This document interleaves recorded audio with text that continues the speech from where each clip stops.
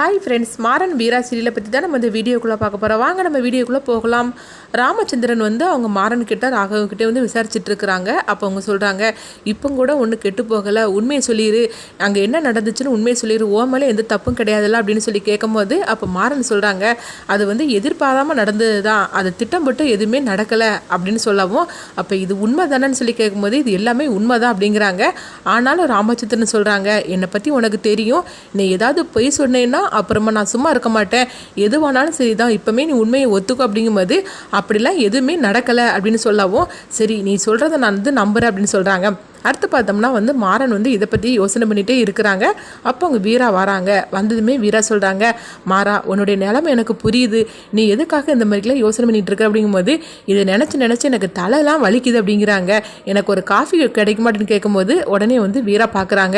சரி நீ இதை பற்றிலாம் நினச்சி கவலைப்பட்டுட்டு இருக்காது அப்படின்னு சொல்லி அவங்களுக்கு ஆறுதல் சொல்லிட்டு இருக்கிறாங்க. அடுத்து பார்த்தோம்னா கண்மணியும் ராகவும் தான் காட்டுறாங்க. அப்போ ராகவ் இதை பற்றியே சிந்தனையிலே இருந்துட்டு இருக்கும்போது அங்கே கண்மணி வராங்க.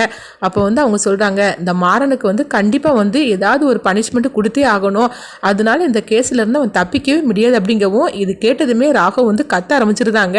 எப்போ பார்த்தாலும் இதை பற்றி தான் பேசிகிட்டு இருப்பியா, நான் தான் சொல்கிறோம்ல உங்கள் அண்ணனோட நிலைமைக்கு இது காரணமே கிடையாது, அது எதிர்பாராமல் நடந்துச்சுது, மற்றபடி திட்டம் போட்டுலாம் எதுவுமே நடக்கலன்னு சொல்லிட்டு இருக்கிறேன், ஆனாலும் நீ திரும்ப திரும்ப இதை பற்றியே பேசிகிட்டு இருக்கிறீ அப்படின்னு சொல்லவும், அப்போ கண்மணி சொல்கிறாங்க, என்னங்க பேசிகிட்டு இருக்கிறீங்க, எங்கள் அண்ணனோட நிலைமைக்கு அந்த மாறன் தான் காரணம்னு நல்லாவே தெரியுது, என்ன இருந்தாலும் அவங்க தம்பி இல்ல, அதனால தான் அவனுக்கு சப்போர்ட் பண்ணி பேசிட்டு இருக்கிறீங்க, ஆனால் பாதிக்கப்பட்டது நானும் என் குடும்பமும் தானே, எங்கள் அண்ணனுக்கு தானே இந்த மாதிரிக்கு ஒரு சோகமான ஒரு நிலைமை ஏற்பட்டுச்சுது, அதனால அந்த வருத்தம் உங்களுக்கு தெரியாது, அந்த இழப்பு எங்களுக்கு மட்டும்தான் தெரியும், உங்களுக்கு என்ன, உங்களுக்கு எந்த பிரச்சனையும் கிடையாது, உங்கள் தம்பியை எப்படி காப்பாற்றுன்னு சொல்லி தானே யோசனை பண்ணிட்டு இருக்கிறீங்க அப்படின்னு சொல்லவும், அப்போ ராகவ் கண்மணிட்டு சொல்கிறாங்க, இங்கே பாரு தேவையில்லாமல் இந்த மாதிரிலாம் நீ பேசிகிட்டு இருக்காதானே, எப்போ பார்த்தாலும் நீ இதை பற்றியே பேசிகிட்டு இருக்கிறீங்க, சொல்ல போனாக்கே அது எதிர்பாராமல் நடந்ததுன்னு சொல்லிட்டு இருக்கிற, ஆனாலும் திரும்ப திரும்ப நீ திட்டம் போட்டு நடந்துட்டு இருக்குன்னு சொல்லிட்டு இருக்கிறே அப்படின்னு ராகவ் கத்தவும், கண்மணி இதை பார்த்து அதிர்ச்சி அடைகிறாங்க. இந்த மாதிரி நடந்துட்டு இருக்கு.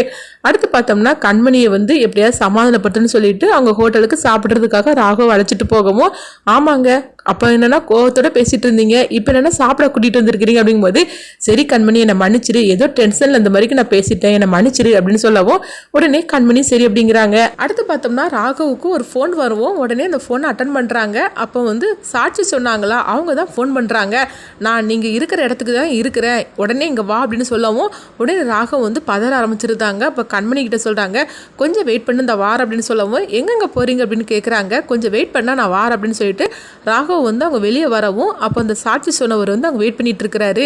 என்ன உன் பொண்டாட்டியை கூட்டிட்டு சாப்பிட வந்திருக்கிறேன், என்ன ரொம்ப சந்தோஷமா இருக்கிற போலுக்கு, ஆனால் நீ ரொம்ப நல்லாவே நடிக்கிற பார்த்துக்கோ, ஸ்டேஷனில் வச்சு உன்னை பார்த்ததுமே நான் நீ தான் தப்பு பண்ணுன்னு சொல்லி நான் கைக்கு நின்றேன், ஆனால் உன் தம்பி அந்த பழி ஏற்றுறான்னு சொல்லிட்டு எனக்கு அப்புறமா தான் தெரியும், அதாவது நீ தப்பு பண்ணியிருக்கிற, ஆனால் பழி ஏற்றுக்கிட்டது உன் தம்பி, என்னம்மா ட்ராமா போட்டுட்டு இருக்கிறீங்க, அது மட்டும் இல்லாமல் பாண்டியனோட தங்கச்சியே நீ கல்யாணம் பண்ணி நீ குடும்பம் நடத்திட்டு இருக்கேல அப்படிங்கும்போது, இங்கே பாரு தேவலாமல் அந்த மாதிரிலாம் பேசிகிட்டு இருக்காது அப்படின்னு ராகவ் சொல்லவும், அப்படியா அப்போ இந்த உண்மையை சொல்லாமல் இருக்கணும்னா நீ எனக்கு அப்பப்போ கொஞ்சம் பணம் தந்துக்கிட்டே இருக்கணும், அப்படி தந்தேன்னா அந்த உண்மையை நான் சொல்ல மாட்டேன் அப்படிங்கவும், இதை கேட்டதுமே ராகவ் அதிர்ச்சி அடைகிறாங்க. என்ன சொல்கிற அப்படிங்கும்போது, ஆமாம் இந்த உண்மையை உன் பொண்டாட்டிக்கிட்ட இருந்து நான் மறைக்கணும்னா நீ எனக்கு பணம் தந்துகிட்டே இருக்கணும், அது மட்டும் இல்லாமல் உன் குடும்பத்தை பற்றியும் உன்னை பற்றி நான் விசாரித்தேன், ஜவுளி கடை எல்லாமே நீங்கள் தான் ஏற்று நடத்திட்டு இருக்கிறியா, சொல்ல பொண்ணாக்கி உங்கள் அப்பாவுக்கு அப்பா நீ தான் அந்த கடைக்கு சொந்தக்காரனா எல்லாமே கேள்விப்பட்டு தான் வந்திருக்கிறேன், ஆக மொத்தம் உனக்கு நல்லா பணம் புழங்கிட்டு தான் இருக்குது,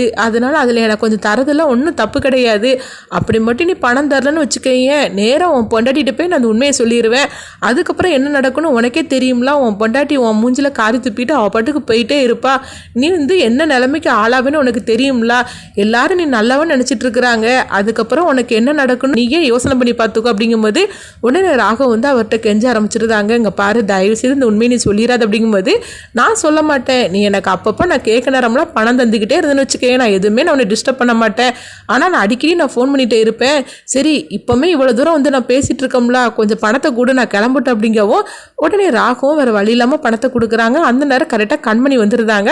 உடனே அவரும் கிளம்பி போயிருந்தாங்க. ஆனால் கண்மணி அவரை பார்க்கவே இல்லை.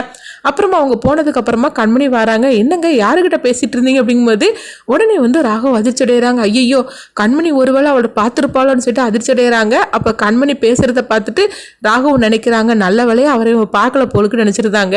ஒன்றும் இல்லை, என் ஃப்ரெண்டு தான் ஃபோன் பண்ணுன்னா அவன்கிட்ட தான் பேசிகிட்டு இருந்தேன் அப்படின்னு சொல்லவும் எப்படியோ சொல்லி சமாளிச்சிருந்தாங்க. கண்மணி அதை நம்பிடுறாங்க. இந்த மாதிரி நடந்துட்டு இருக்கு. அடுத்தவங்க பார்த்தோம்னா வந்து ராமச்சந்திரன் தான் காட்டுறாங்க. அப்போ லாயர் வந்து ராமச்சந்திரன் கிட்ட வந்து ஃபோன் பண்ணுறாங்க. உங்கள் பையன்கிட்ட நீங்கள் விசாரிச்சிங்களா? உண்மையிலே வந்து அது விபத்து தானே, திட்டம் போட்டு எதுவும் பண்ணல, இல்லை நல்லா விசாரிச்சிட்டிங்களா? அப்படிங்கும்போது இங்கே பாருங்க, நான் என் பையன்கிட்ட நல்லாவே விசாரிச்சுட்டேன். உண்மையிலேயே அவன் அப்படி பண்ணியிருந்தானா நானே அவனை வந்து ஸ்டேஷனில் கொண்டு ஒப்படைச்சிருப்பேன். ஆனால் இது வரைக்கும் அவன் அப்படி ஒரு தப்பு பண்ணலன்னு தான் சொல்லிட்டு இருக்கிறான், நான் விசாரிச்ச வரைக்கும் அப்படிங்கவும். ஏன்னா நம்ம மேலே எந்த தப்புமே இருக்கக்கூடாது அப்படின்னு சொல்லிக்கிட்டு லாயரும் சொல்லிட்டு இருக்கிறாங்க. நாளைக்கு எந்த பிரச்சனைனாலும் எனக்கு எல்லா உண்மையும் நீங்கள் சொல்லிட்டீங்கன்னா அதுக்கு தகுந்த மாதிரிக்கு நான் நடந்துக்கிடுவேன். அப்படி இல்லாமல் வந்து உங்கள் பையன் பொய் சொன்னாருன்னா அப்புறமா நம்ம தான் மாட்டிக்கிடுவோம். அதனால தான் ஒரு தடவைக்கு 2 தடவை நான் கேட்குறேன் அப்படிங்கும்போது, இல்லை அப்படிலாம் ஒன்றும் இல்லை, எனக்கு நடந்தது விபத்து தான் அப்படிங்கவும் உடனே லாயரும் சரி அப்படிங்கிறாங்க. ஆனாலும் ராமச்சந்திரன் வந்து திரும்பவும் கேட்டுட்டு இருக்கிறாங்க மாறன் கிட்ட. அப்போ மாறனும் சொல்றாங்க, அன்னைக்கு நடந்தது எல்லாமே விபத்து தான் அப்படின்னு சொல்லிட்டு இருக்கும்போது அங்கே கண்மணியும் ராகவும் வராங்க. அப்போ உடனே வந்து ராகவ் வந்து பயத்தோடயே இருந்துட்டு இருக்கிறாங்க. அதுக்கடுத்து பார்த்தோம்னா ராகவ் வந்து ரூமுக்குள்ளே போகிறாங்க. அப்போ ஃபோன் அடிச்சுட்டே இருக்கும். ராகவ் முகமே சரியில்லை அப்படின்னு அங்கே மாறன் வராங்க. என்னது கொஞ்ச நேரமாக ஃபோன் அடிச்சுக்கிட்டே இருக்கு, நீ என்னத்தை கவனிச்சுக்கிட்டு இருக்கிற அப்படின்னு வந்து மாறன் கேட்கவும் உடனே வந்து அவங்க பயத்தோட வந்து ராகவ் திரும்புகிறாங்க. அப்போ ஃபோனை வந்து அவங்க வாங்கவும் ஃபோன் கீழே விழுந்துருது. இதை பார்த்ததுமே வந்து மாறனுக்கு ராகவ் மேலே ஏதோ ஒரு சந்தேகம் வருது. இந்த மாதிரிக்கு தான் இந்த எபிசோட எடுத்துகிட்டு போகிறாங்க. அடுத்து என்ன நடக்கும் சொல்லி நம்மளே வெயிட் பண்ணி பார்க்கலாம். ராகவ் வந்து ஏதோ பொய் சொல்கிறான் அப்படின்னு மாறனுக்கு தெரியுது. அதனால மாறன் வந்து கேட்கும் போது ராகவ் வந்து உண்மையை சொல்லுவாங்களா, அவர் இந்த மாதிரிக்கு என்ன மிரட்டுறாரு அப்படின்னு உண்மையை சொல்லுவாங்களா, அடுத்ததான் அந்த கதை என்ன மாதிரி கொண்டுட்டு போகிறான்னு சொல்லி நம்மளே வெயிட் பண்ணி பார்க்கலாம்.